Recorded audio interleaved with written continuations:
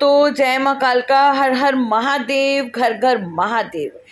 अधिक मास में आने वाली एकादशी जो कि पद्मनी एकादशी के नाम से जानी जाती है, आज मैं उसके बारे में आपको बहुत खास बातें बताऊंगी, उसकी कथा सुनाऊंगी कि पद्मनी एकादशी के व्रत से किस तरह से पापों से मुक्ति पाई जा सकती है।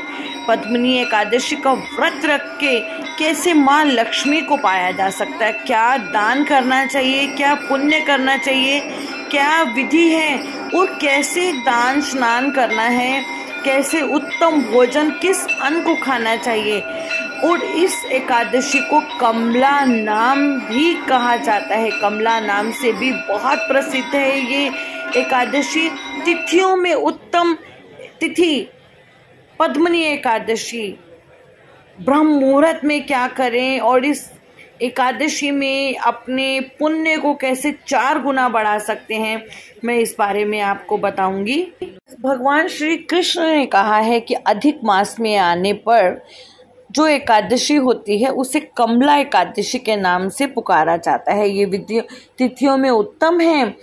ब्रह्म मुहूर्त में उठकर भगवान परशुराम का नाम जपते हुए विधि पूर्वक स्नान करने से आपको बहुत पुण्य मिलता है। घर पर जप करने से 1 गुना, नदी के तट गौशाला में 1000 गुना, अग्निहोत्र में 1100 गुना, भगवान शिव के क्षेत्र तीर्थ देवताओं के निकट तुलसी के पास भगवान विष्णु के पास अनंत गुना फल होता है।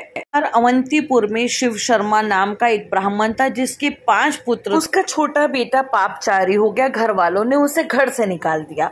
वो जंगल में चला गया और वहां से देव योग की कृपा से प्रयागराज पहुंच गया। वहां जाकर के उसने स्नान किया। भूख से दरबदर भटक रहा था, उसका मुख भी सूख गया था। भूख से पीड़ित होकर वो मुनियों के आश्रम को ढूंढने लगा। इतने में वहां उसे हरिमित्र मुनि का उत्तम आश्रम दिखाई दिया। पुरुषोत्तम मास में लोग वहां बहुत एकत्रित हो रखे थे। ब्राह्मण जो थे वो कथा सुना रहे थे कमला एकादशी की। तब उसने वो कथा सुनी और उसने व्रत रखा।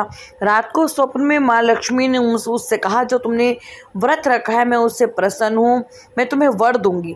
तो उस ब्राह्मण पुत्र ने कहा कि माँ आप मुझे बताइए कि ब्राह्मण जिस कथा में, जिस पूजा में संलग्न रहते हैं वो कौन सी है, कौन सी पवित्र वस्तुएं सबसे उत्तम है जिससे दुख का नाश और पुण्य मिले।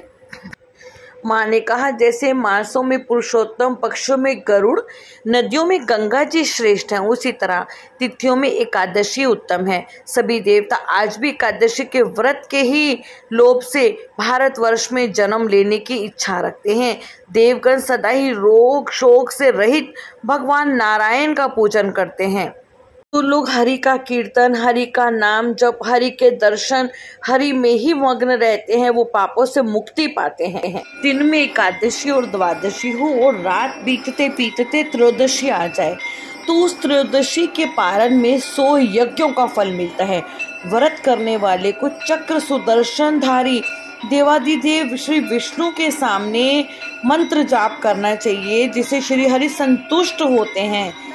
इस दिन मनुष्य को अपने इंद्रियों को वश में करके गीत, नृत्य, पुराण पाठ के द्वारा रात में भगवान के समक्ष जागरण करना चाहिए। द्वादशी के दिन उठकर स्नान करें, अपनी श्री विष्णु जी की पूजा करें। एकादशी को पंचामृत से जनार्दन को नहलाकर द्वादशी को केवल दूध से स्नान करा देने पर श्री हरि जरूर मिलते हैं। पूजा करके भगवान से प्रार्थना करें, ज्ञान में अज्ञान रूपी रतौंधी से अंधा हो गया हूँ, आप इस व्रत से प्रसन्न होइए और मुझे ज्ञान दृष्टि दीजिए। इस प्रकार देवताओं के स्वामी देवादिदेव भगवान गदाधर से निवेदन करें, भक्ति पूर्वक ब्राह्मणों को भोजन करा, उन्हें दक्षिणा दें। उनके बाद भगवान नारायण के शरणागत होकर बलि वैष्णव देव की विधि से 5 महायज्ञों का अनुष्ठान करें। खुद मौन व्रत धारण करें, बंधु बांधवों के साथ भोजन करें। शुद्ध भाव से पुण्यमय एकादशी जो भी इंसान करता है उसे बैकुंठ धाम की प्राप्ति होती है। भगवान श्री कृष्ण कहते हैं, राजन ऐसा कहकर माँ लक्ष्मी देवी उस ब्राह्मण को वर देकर अंतर ध्यान हो गई। ब्राह्मण धनी हो गया, पिता के घर आ गया। कमला एकादशी का जो उत्तम व्रत करता है, एकादशी महात्म्य को सुनता है, वो सब पापों से मुक्त हो जाता है। पद्मनी एकादशी का व्रत अपने आप में एक बड़ा ही महत्व रखता है। आप इस एकादशी वाले दिन भगवान विष्णु का नाम लेते हुए दान पुण्य जरूर करें।